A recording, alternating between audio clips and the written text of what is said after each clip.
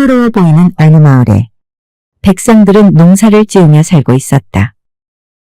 그러나 이 마을에는 언젠가부터 검은 그림자가 드리워지게 되었는데 그것은 교활하고 영악한 여우들이 민가에 내려와 큰 피해를 주기 때문이었다.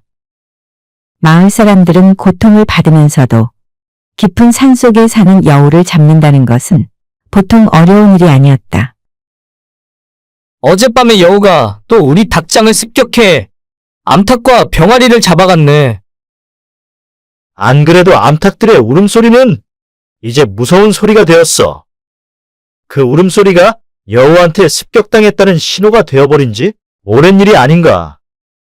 우리 집에 토끼와 염소도 큰 상처를 받았어. 송아지도 물어뜯긴 자국이 있지 않나? 그놈의 여우가 김서방 밭에 있는 어린 새싹들을 다 헤쳐놓았다던데? 우리의 귀중한 자산이 이렇게 계속 피해를 입어 더 이상 식량을 위협받는 일을 막아야 하네. 맞아. 그나저나 이 약탈자 용어를 어찌 잡나? 여우는 단 것을 좋아한다는데 곶감을 낚시 미끼로 써볼까? 그래서 여우를 낚아보게 말일세. 지체 높은 양반집에서는 여우 털을 목도리로 두르고 다닌다면서? 그게 그렇게 비싸다는구만. 여우 겨드랑이 털로 만든 게 제일 부드럽고 좋다네. 1000마리 양가죽보다 1마리 여우 가죽이 더 좋다고.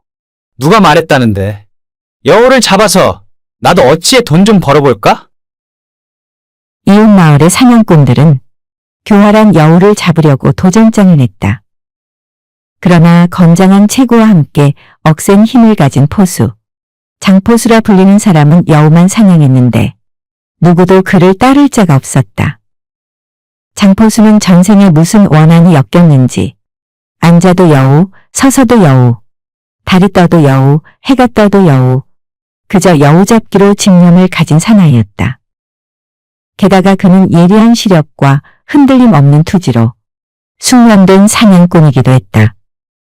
장포수는 여우를 잡는 것이 단지 힘 이상을 필요로 한다는 것을 알고 있었다.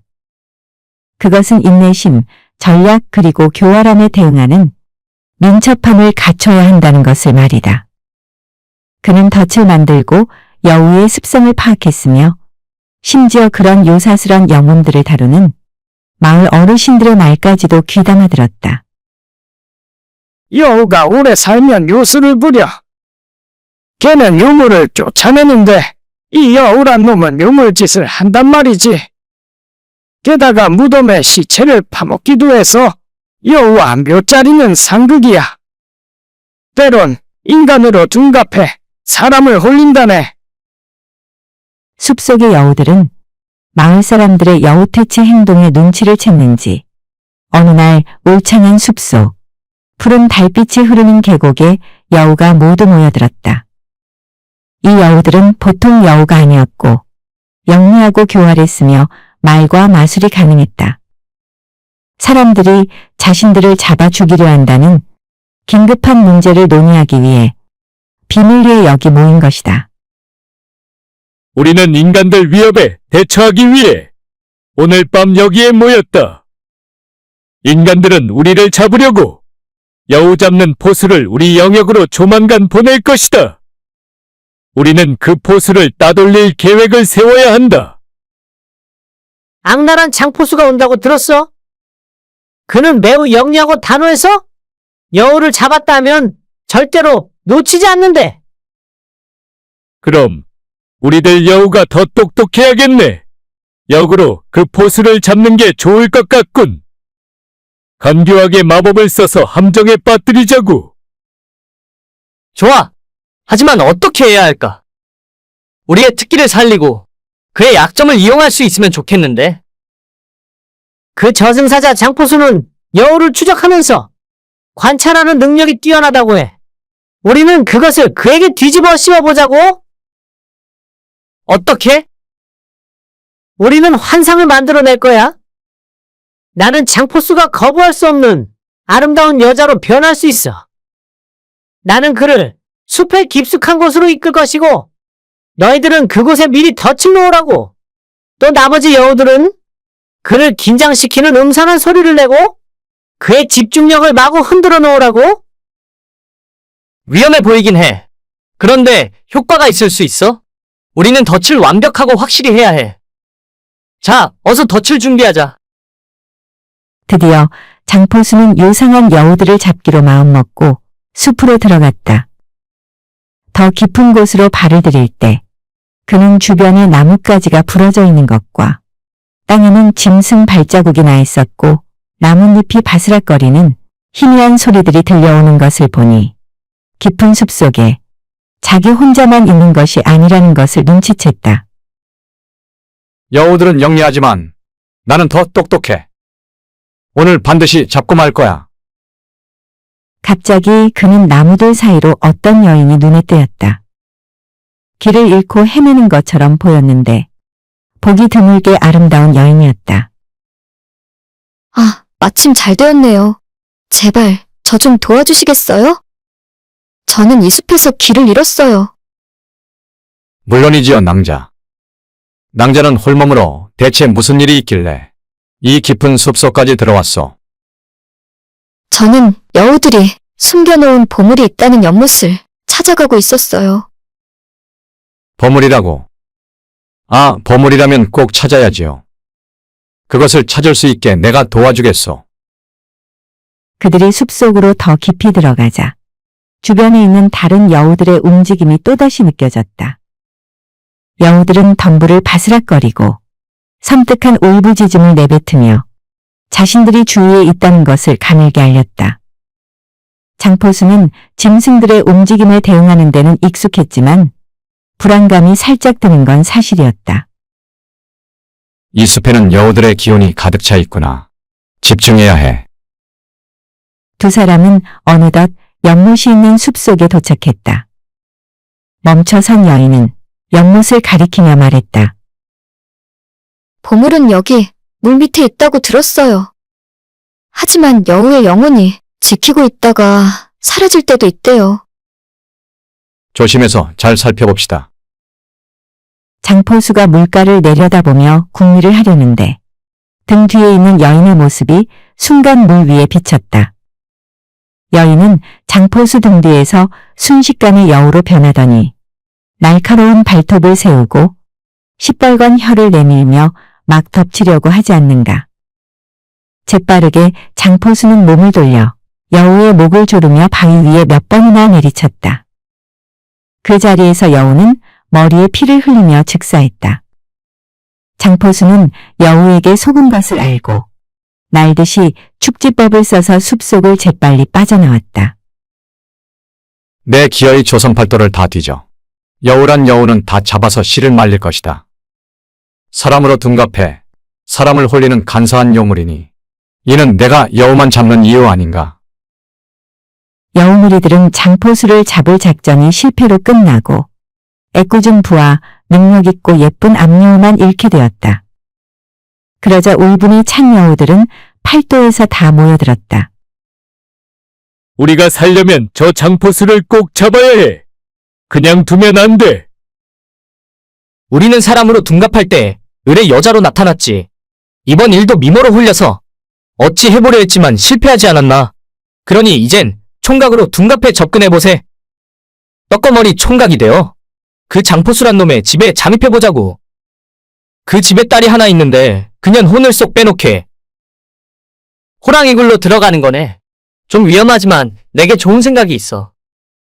일단 장포수 집에 가면 최대한 불쌍한 척하며 부모 없는 떠돌이 총각인데 그저 굶지만 않게 밥만 먹여주면 무슨 일이든 다 하겠다. 그리고 세경은 안 줘도 좋다고 하며 무조건 머리 뒤밀고 들어가는 거야. 그럼 뭐 어쩌겠나? 구미가 당기게 접근하는데 별 수 없이 받아들일 거야. 그래서 그 집에 들어가기만 하면 그냥 장포수를 꽉 물어버려 없애자고. 좋아. 듣고 보니 그럴듯해. 이제 남자로 둔갑해 승부를 걸어보자고. 장포수 집에는 진짜 관연한 딸이 하나 있었는데 야물딱지게 슬기로웠다. 일찍 어머니를 여의고 아버지인 장포수를 보필하느라 시집도 안 가고 있는 효녀였다. 비가 추적추적 오는 어스름한 저녁 무렵 어느 날이었다.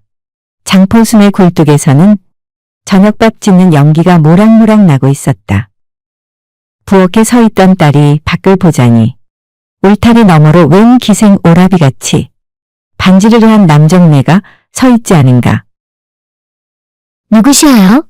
이 비가 오는데. 아, 안녕하십니까.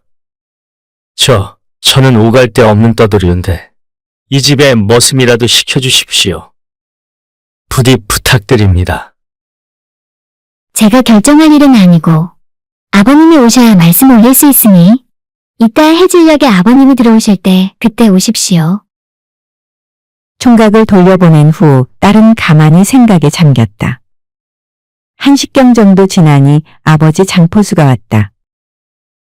아버지, 아까 웬 총각 하나가 우리 집에 머슴을 살겠다고 오지 않았겠어요? 그래? 그거 잘 됐구나. 너도 일손을 덜고 좀 편히 지내면 좋겠다. 예, 일단 이따 오라고 했으니 만약에 오면 아버지께서 그 총각을 받아주세요. 그래? 내 맘에 드는 모양이구나. 정말 얼마 안 돼요. 꽃미남 같은 총각이 찾아와 머슴을 살겠다고 하며 아버지에게 넙죽절을 했다. 장포수는 마다할 이유가 없어 흔쾌히 받아들였다. 어느덧 밤이 깊어가자 딸이 아버지 장포수 방을 조용히 찾아와 나지막히 속삭였다. 아버지, 저 총각이 밤 12시가 되면 분명 이 방 안으로 발을 들일 것이어요. 그때 그냥 총으로 쏘세요. 아니 얘야, 무슨 소리냐? 저 총각이 왜 내 방에 들어오며 또 왜 사람을 쏘라는 거냐? 사람을 죽이면 안 되지. 사람인지 아닌지 쏘고 나서 보세요. 아버지 제발 제 말을 듣고 총을 준비해놓고 기다려보세요. 12시가 되면 꼭 쏘아야 해요. 장포수는 알았다며 등잔불을 끄고 방문 앞만 뚫어지게 쳐다보고 총을 들고 앉아 있었다. 12시가 되니까 방문 앞으로 달빛에 비친 검은 그림자가 어른거리더니 찬바람이 확 들어왔다. 아, 딸이 말한 대로구나 하며 열린 방문을 향해 무조건 총을 쐈다. 캥! 여우였다. 허연 백료 한 마리가 마당에 널브러져 쭉 뻗어 있었다. 아이고, 큰일 날 뻔했네. 우리 딸이 아니면 여우 같은 놈한테 죽을 뻔했구나. 세상에 여우는 여자로만 둔갑하는 줄 알았는데 그게 아니군. 딸아, 내 덕에 살았다. 기생오라비같이 반지르르한 남자가 접근해오면 일단 조심해야겠다. 간사하고 음흉한 계략이 있을지 모르니 말이야. 한편 여우대장은 장포수 집의 총각으로 둔갑해 간 여우가 돌아오지 않자 분명 무슨 일을 당했다고 생각했다. 역시 장포수란 놈은 보통이 아니다. 우리의 순여우는 자기 몸을 던져 장렬하게 전사한 것 같다. 이제 어쩌면 좋겠나? 우리 모두 장포수 손에 죽기 전에 아무도 모르는 깊은 산속으로 들어가 숨어 삽시다. 이런저런 의견에 아직 솜털이 가시지 않아 앳돼 보이는 누가 여우 아니랄까봐 앙큼하게 생긴 암여우 한 마리가 팔짝 나섰다. 안 돼요. 우리는 우리 생긴 대로 살아가야 하는데 우리가 무슨 죄를 졌습니까?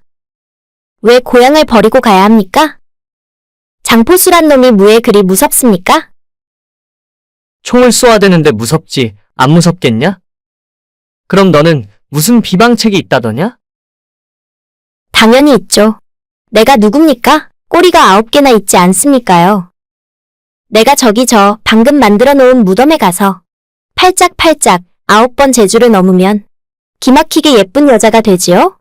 그러면 왕이 여색을 탐하며 전국에 있는 미녀들을 불러 모을 때 내가 뽑힐 것이지요. 그럼 궁중에 들어가서 온갖 제주로 왕의 혼을 쏙 빼놓으면 내가 왕비가 되지 않겠어요?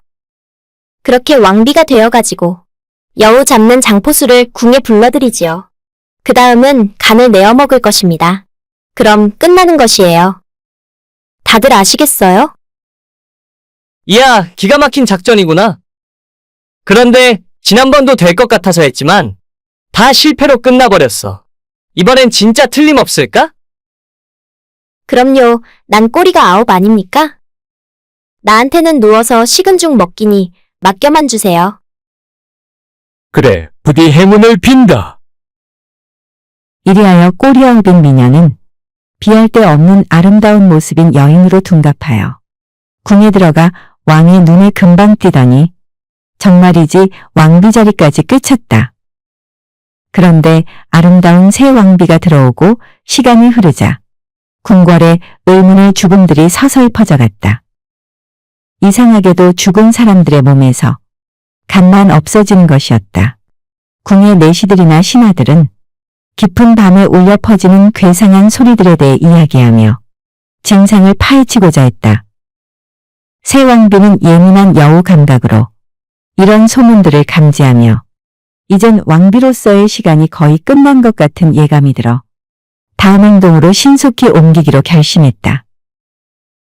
한편 왕은 왕비의 아름다운 모습에 현혹이 되어 밤마다 그녀를 찾았으나 왕비는 몸이 아프다는 핑계를 대며 손도 못 대게 하는 것이었다. 오늘 밤도 안 되옵니다. 몸이 아직 아프니 며칠만 참아주시어요. 몸이 훅 다른 왕은 딴 후궁들은 마다하고 오직 이 아름다운 왕비를 안을 욕심에 며칠을 기다렸다. 아, 꽃같이 아름다운 왕비야. 어찌 내 애간장을 이리도 태우는 게야. 손이라도 한번 잡아봅시다. 대체 어디가 어떻게 아픈 거야? 내가 싹 다 고쳐주겠어. 저도 빨리 임금님 품에 안기고 싶사옵니다. 그러나 좋다는 약을 다 먹어도 낫질 않으니 아마도 제 병에는 백약이 무효인가 봅니다. 아니, 내가 이 나라 왕인데 백약 이상인 무슨 약인들 못 구하겠어. 어서 왕비가 원하는 약을 말해보시오. 예, 사실은 간밤에 꿈속에서 조상님이 나타나서는 이리 말씀하셨사옵니다. 내가 나을 수 있는 약은 오로지 어느 고을에 사는 여우만 잡는 장포수란 사람의 간을 먹는 것이다. 그래요. 왕비의 병이 나을 수만 있다면 내가 못할 일이 없지요. 즉시 장포수를 잡아드리겠어. 날 벼락같이 포졸들이 곧 장포수 집에 들이닥쳤다. 어명이다. 당장 죄인은 나와서 오랏줄을 받아라. 영문을 알 수 없는 장포수는 제발 이유나 알자고 사정했다. 이보시오. 나는 이때까지 남에게 해를 끼친 적이 없는 사람이오. 난 죄 지은 게 없어이다. 제발 무슨 일로 내가 끌려가는지 이야기만 해주시오. 왕비께서 큰 병에 걸렸는데 당신의 간을 먹으면 낫는다고 하는 소문이 있어. 나도 자세히는 모르고 시키는 대로 하긴 하는데 정말 황당한 일인 것은 맞소. 그러나 어명이니 어서 갑시다. 장포수가 포박당에 끌려갈 때 딸이 아버지에게 귓속말로 모어라 한참 당부했다. 드디어 궁에 끌려온 장포수는 왕 앞에 꿇어앉았다. 내가 장포수구나. 내가 백성의 어버이로서 너에게 무척 미안하구나. 하지만 왕비는 이 나라의 어머니인데 그 어머니가 죽을 병에 걸려 내 간을 먹어야 산다니. 대신 내가 죽어줘야겠다. 왕의 말을 들은 장포수는 집을 떠나올 때 딸이 당부한 대로 이렇게 말했다. 예, 그렇게 하겠습니다. 그런데 지위고하를 막론하고 똑같은 사람인데 한 사람 살리자고 또 한 사람을 죽이면 되겠습니까? 마침 소인이 평생 여우를 잡다 보니 여우에 물려 죽게 되거나 다친 사람도 많이 살렸지요.